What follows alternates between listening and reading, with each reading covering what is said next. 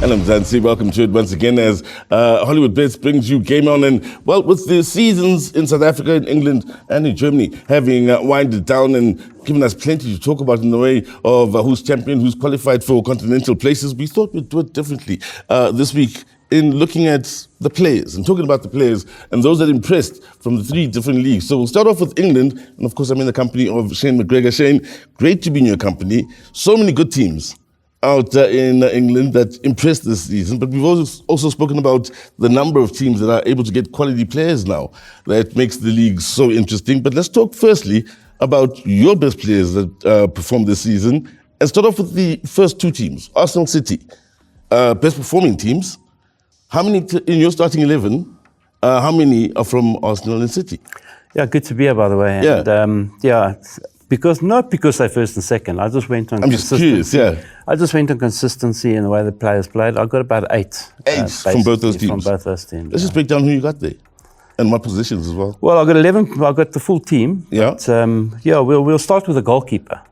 Unfortunately, there's joint Golden Gloves. One of them made my top choice, and the other one's on the bench. The Arsenal keeper didn't make the first 11, Raya, he's on the bench. But for me, Metzels from Nottingham Forest, been the most consistent goalkeeper, I thought, the whole year. If you look at where Nottingham Forest come from and how they fared last season to this season, it's chalk and cheese, and he's been one of those that has helped them stabilise the team. So for me, Metzels, the goalkeeper that will start in my team. It's interesting that you have made that choice from a goalkeeping point of view. Over the last, 5 to 10 years, there's been plenty of talk about goalkeepers that also play and help the teams either create chances or go on the transition from the back. What about him stands out?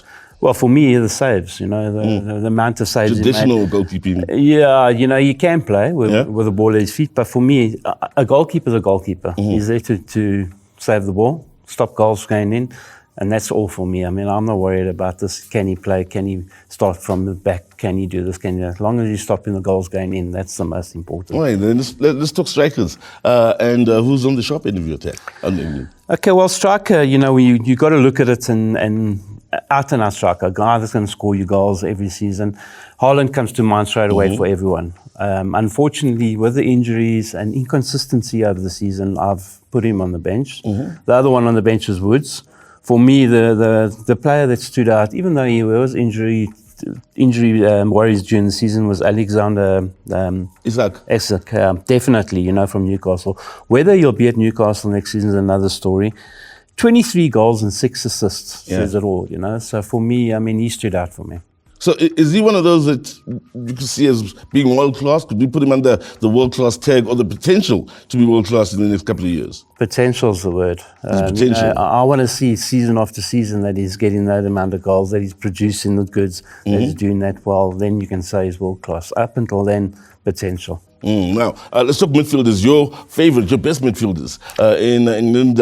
I know Arsenal have had one player in the midfield, of course, their captain, who was impressed when he was missing. You bemoaned what Arsenal were missing with his contribution, of course. But who has been your best midfielder? Well, talking about Arsenal, let's start with him, Declan Rice. He's been outstanding, commitment, he scores goals going forward, he defends, he gets them playing.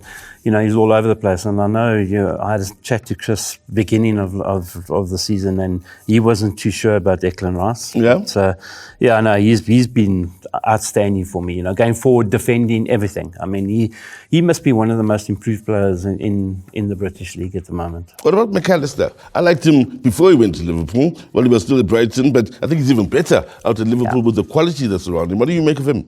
Well, he's definitely in my team. Starting 11. He has to be. World Cup winner as well. Yeah, because of his work rate, his positioning. He defends as well as attacks. Definitely has to be in your team. The other one that you can give a record is Palmer from Chelsea, but I don't know. He doesn't defend as much as McAllister does. McAllister's an all-rounder. Goes forward, he scores goals, he defends. The work rate of the man is unbelievable. I still don't know how he gets through it. So he's going to be in there. But the other one in midfield, and who's been outstanding this year and stood out above most of them, is Ryan Gravenberch from Liverpool. Yeah. Last season he played under Klopp, and he was nowhere. I mean, he was a bit player. All of a sudden coming in, Arnie Slot put him in at the number 6.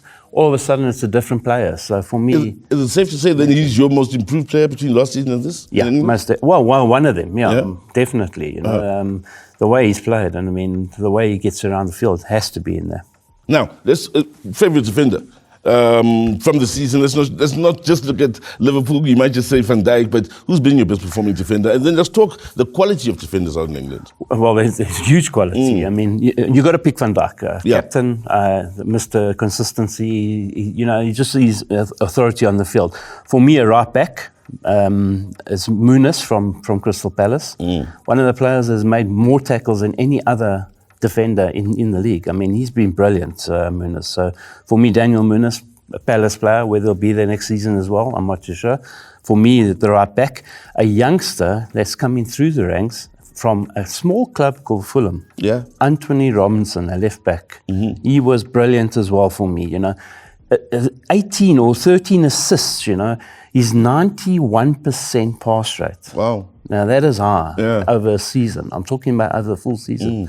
He's one guy that you've got to look out for, and one for the future, but definitely one to look at. The other centre-backs, Gabriel was injured for Arsenal, so he was in there. Other one that stood out for me, our old campaigner, Tarkowski from Everton. People look at me like I'm mad, but I mean, he wins tackles, the heart, everything else. Now, I have to ask you, especially with a team that struggles like Everton, and they have struggled at times this season, is it still possible to pick a player that's amongst the best in the season from a struggling team? Of course, yes. Why not? Some youngsters will be watching and wondering how. Because of what he does for the team, and how he stands out in that team. And when he plays against opposition like Liverpool, Arsenal, how he stands out in them. I mean, he goes forward, scores goals, big, strong defender, heart of gold, and one of those that always stands out for Everton. I know you've chosen clubs as well, but I have to ask you, your coach of the season, player of the season as well. Well, without doubt, the coach of the season's got to be Arnie Slot. No one expected him to do as well as he did. Debut season as well, His debut season. No one expected him to do that. And my assistant coach would be Nuno Espirito Santo from Wolves, from Forestry. So, he's gone in there and he's turned the team around completely. Very underrated manager, very underrated guy. That'll be my two.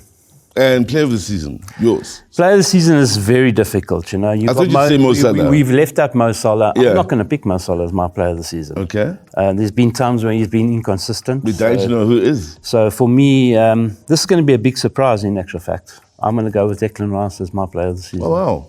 Yeah. Some Arsenal fans will be loving that. And interesting, in listening to Shane's breakdown of the best performers and why they're the best performers as well, and some surprise inclusions as well, as we look at the players and their contribution to what's been a memorable season out in England. So we take a short break, come back, discuss what's happening locally with the players that have had a huge impact here in South Africa. Later on, Shane comes back and we'll do the same in Germany.